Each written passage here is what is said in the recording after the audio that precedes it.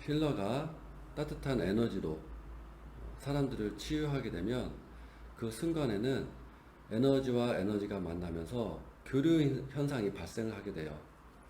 즉, 따뜻한 에너지로 상대방이 가지고 있는 우울함이나 슬픔이나 두려움들의 에너지를 보내게 되면 그 힐러의 따뜻한 마음과 그 다음에 그 치유를 받고 있는 그런 슬픔도 우울한 감정들이 서로 만나게 되면서 에너지의 교류 현상이 일어나는 거예요. 그러면 어떤 현상이냐? 에너지의 교류 현상은 곧 마음의 교류 현상이 발생하게 되는 거예요. 그런 교류 현상이 발생이 되면서도 정화 효과가 그만큼 크게 일어나기도 하지만 크게 위험한 부분도 있어요. 그게 총 두 가지 위험한 부분이 있는데 첫 번째 하나가 바로 감정이 넘어온다는 거예요. 이 에너지 영향을 그 상대방의 감정의 영향을 받는 거는 이렇게 생각해도 돼요.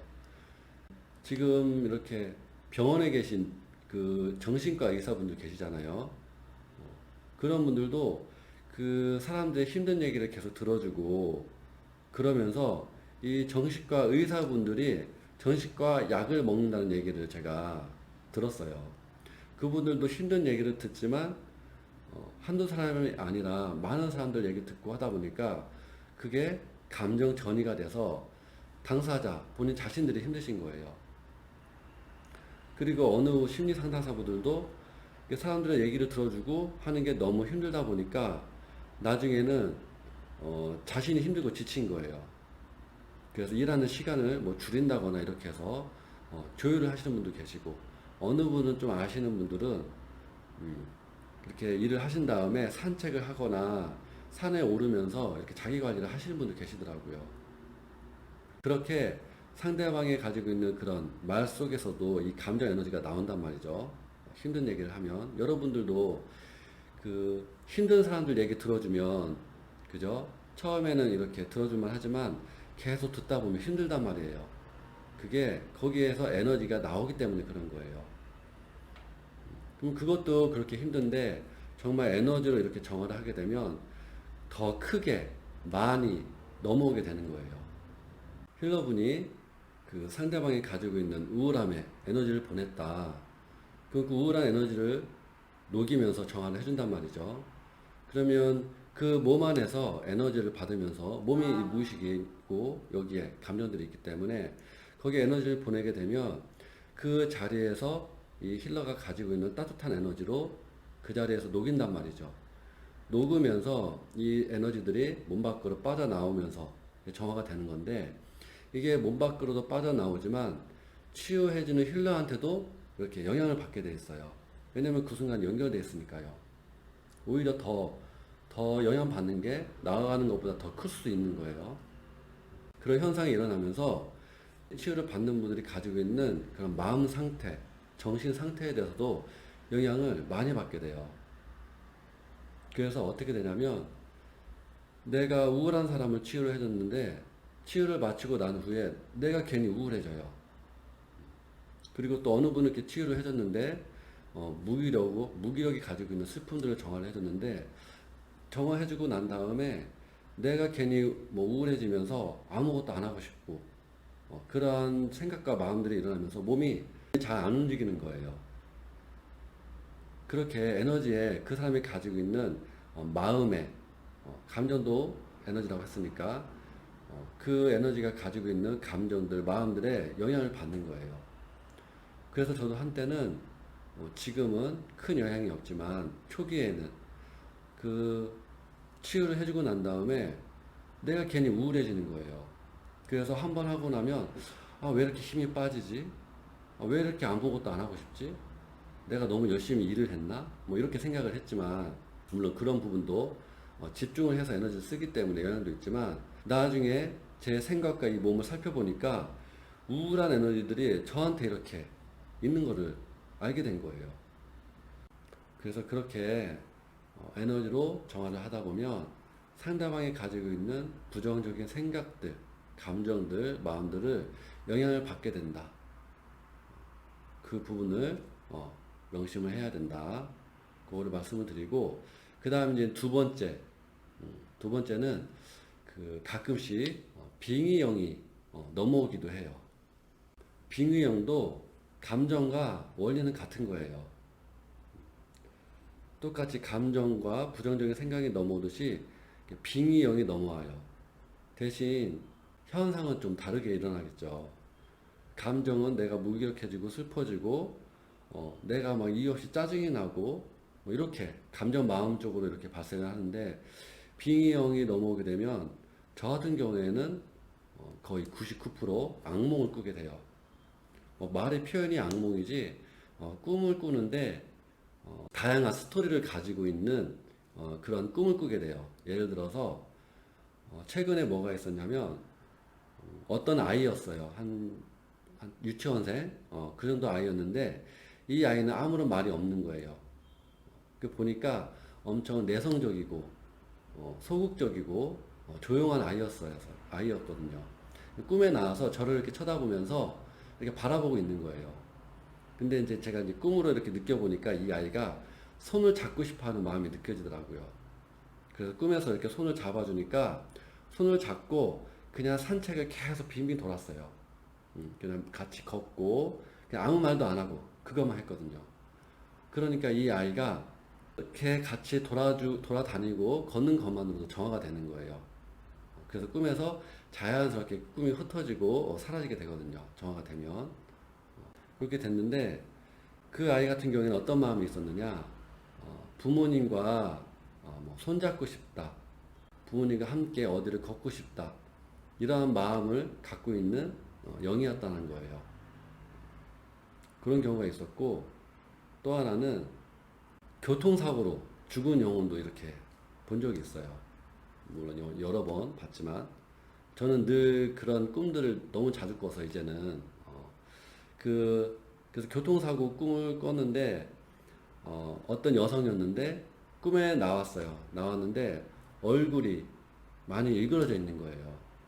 많이 일그러져서 사실 얼굴 형태를 잘 알아볼 수가 없을 정도로, 그 다음에 이제 다리가 힘이 없어서 못 걷더라고요. 그래서 이렇게 누워있는 상태에서 저를 이렇게 바라보고 있더라고요.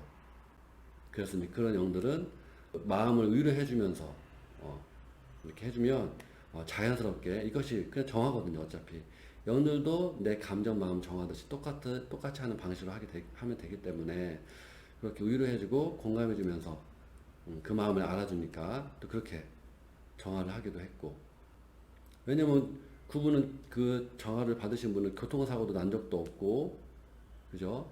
뭐 사지 멀쩡하고 이런데 그렇게 교통사고로 나왔던 어떤 존재가 있다라는 것은 어쨌든 다른 존재라는 거예요. 그 내면 아이는 아니라는 거죠. 그렇게 해서 이제 또 꿈을 꾸게 돼요.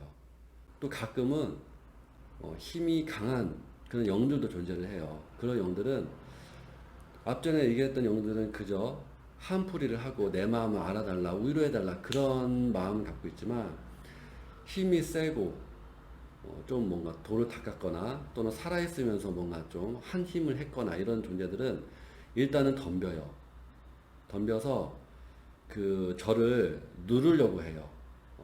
지배를 하려고. 그래서 이제는 그런 경우에는 꿈에서 위로해주고 이제는 그렇게 해주는 게 아니라 말 그대로 맞짱을 뜨죠. 맞짱을 떠서 힘이 센 거를 보여줘야 돼요. 이런 영들은. 이런 영들한테는 좋게 해봤자 어차피 알아듣지를 못해요.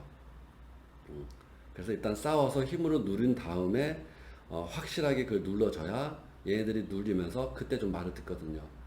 그때 또 이렇게 네 마음 알겠다 하면서 또 이제 정화를 해주고 그렇게 또 꿈에서 나오기도 해요. 이렇게 에너지를 정화를 하게 되면 그런 방금 얘기했던 감정들이 넘어오면서 내가 무기력해지고 뭐 이유 없이 화가 나고 짜증나고 그럴 수 있다라는 거. 그 다음에 빙의형들이 넘어와서 악몽을 꾸거나 그런 영향을 준다라는 거. 당연히 빙의형들도 이렇게 들어오게 되면 내 성격이나 똑같이 뭔가 화를 내거나 그렇게도 영향을 줘요. 어차피 빙의형들도 내면 아이처럼 개념을 생각하면 되는 거니까. 그렇게 해서 영향을 어쨌든 받게 된다라는 거예요. 그래서 예전에 상담도 많이 해보고 하잖아요. 어느 분 같은 경우에는 사람들을 이렇게 선한 마음으로 정말로 저 사람을 위하는 마음으로 이렇게 에너지를 치유를 해주는데 그 분이 이제 편하다고 하니까 계속 이걸 선한 마음으로 도와주신 거예요. 근데 이분이 정화해줘서 그분께서 좋아진다고 하는데 나중에 결국에는 자기가 쓰러진 거예요. 그래가지고 정말 한 4년인가 5년 동안 아무것도 못하고 정말로 집안에만 거의 지냈다고 하신 분도 상담을 해본 적이 있어요. 이분도 나름 정화해본다고 뭐 이것도 해보고 저것도 해보고 했는데 그게 잘 안 됐던 거죠. 그런 분이 계셨고 또 한 번 케이스는 무당분이었는데 이 무당분이 이 무당 일을 하고 계시기도 하고 그래서 사람들을 이렇게 상담하고 하시면서 그래도 이분이 영매 체질이 있으시다 보니까 또 좀 크게 있다 보니까 가지고 있는 그 손님들의 가지고 있는 그런 영들이나 이런 걸 담아서 사람들 정말 정화를 해주고 계시는 거예요. 근데 이 자기한테 담은 영들은 어떻게 정리를 못하고 처리를 못하니까 매일 밤 악몽을 꾸는 거예요. 매일 밤 쫓겨다니고 이렇게 무서움을 느끼고 잘 때마다 소리를 지르는 거예요. 근데 어머니는 이제 그 무당분 어머니분은 기억을 못 하시고 그래서 이제는 아들이 이렇게 상담을 한 케이스였거든요. 아들이 먼저 연락을 와가지고 보니까 영들이 엄청나게 많이 있는 거예요. 그러니까 손님들이 가지고 있는 것들은 담아주면서 정화를 하는데 이거는 이제 녹이는 방식이 아니라 내가 담으면서 정화해주는 그런 방식인 거예요. 이렇게 정화해주는 분도 계신데 이거는 위험하다는 거 좀 잠깐 말씀드리고 하여튼 그렇게 해가지고 하는데 자기가 정리가 안 되니까 자기가 힘든 거예요. 악몽 꾸고 힘들고 지치고 이게 정말 나중에 오래되면요 위험한 거예요. 너무 심하게 되면 정신까지 이렇게 문제가 생길 수 있고 또는 말 그대로 정말로 단명할 수도 있는 거예요. 너무나 이렇게 스트레스를 많이 받고 몸에 이상이 생기면 그럴 수도 있겠죠. 그래서 요 에너지 법칙이라는 거를 남을 치유하면 반드시 그러한 것들이 넘어오게 되고 나를 정할 수 있고 관리할 수 있어야 되는 거예요. 그래야 내가 힐러로서 치유사로서 일을 오랫동안 안전하게 제대로 할 수가 있는 거예요. 저도 만약에 초기에 그러한 원인을 밝혀내지 못했고 찾아내지 못해서 나를 정화를 하지 않았으면 저도 이 자리에 있기가 힘들 수도 있어요. 이것은 내가 정말 선하고 착한 마음으로 남을 치유해준다 그거하고는 별개인 거예요. 힐러 일을 하게 되면 이렇게 에너지들이 상대방이 가지고 있는 영이든 생각이든 감정이든 넘어올 수가 있으니까 그래서 치유를 해준 다음에는 반드시 자가정화하는 시간을 가져야 되는 거예요. 저도 일을 하고 나면 중간중간에 자가정화도 하지만 특히 잠들기 전에 좀 더 한 2, 30분이라도 시간을 최대한 가질 수 있는 만큼 가지면서 자가정화를 하는 시간을 가져요. 그래도 또 꿈을 꿀 수 있는 부분은 또 꿈을 꾸거든요. 그래서 자기 관리를 해야 쌓이지 않고 안전하게 계속 오랫동안 이 일을 평온한 상태로 계속 일을 할 수가 있다. 그러니까 이 자가정화라는 거는 매우 중요한 거예요. 제 개인적으로도 제가 하는 리딩이나 또는 어떤 능력들 많잖아요. 유체이탈도 있고 그것보다도 제일 중요한 건 자가정화예요. 이거는 힐러뿐만이 아니라 일반 사람들 모든 사람들 다 포함을 해서 내 마음을 치유하고 내 생각을 치유하고 평온한 생각과 평온한 마음으로 유지할 수 있는 게 제일 중요하다고 생각을 해요. 정말 기둥 같은 뿌리 같은 것이기 때문에 이 바탕이 된 다음에 다른 능력을 키우던가 배우거나 하는 거지 이거를 못하면 능력이 생겨도 오래 하기가 어렵고 또는 능력이 생겨도 말 그대로 빙의가 돼가지고 이상한 쪽으로 빠질 수 있다는 거. 그래서 자가정화가 매우 중요하다. 이렇게 잘 이해하시면 되겠습니다. 그럼 여기까지 하겠습니다. 감사합니다.